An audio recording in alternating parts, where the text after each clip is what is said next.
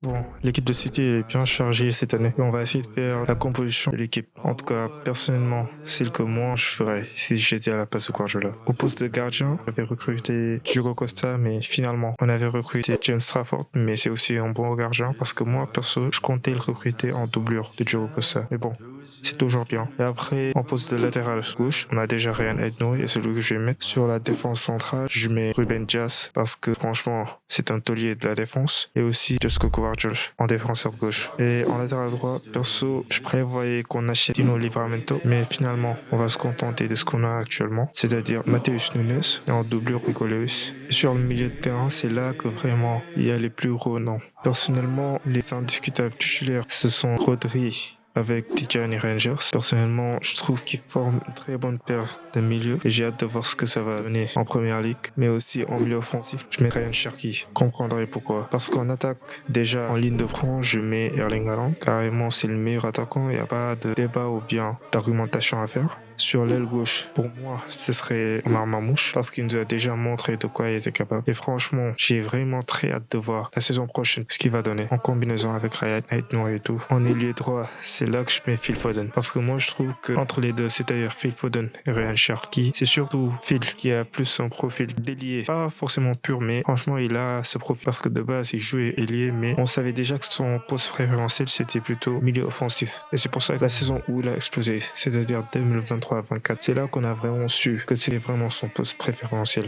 Et si toi aussi tu es d'accord avec moi sur le classement, n'hésite pas à mentionner dans les commentaires. Mais aussi si tu ne l'es pas, bah, mentionne ton classement sur les commentaires, on va débattre.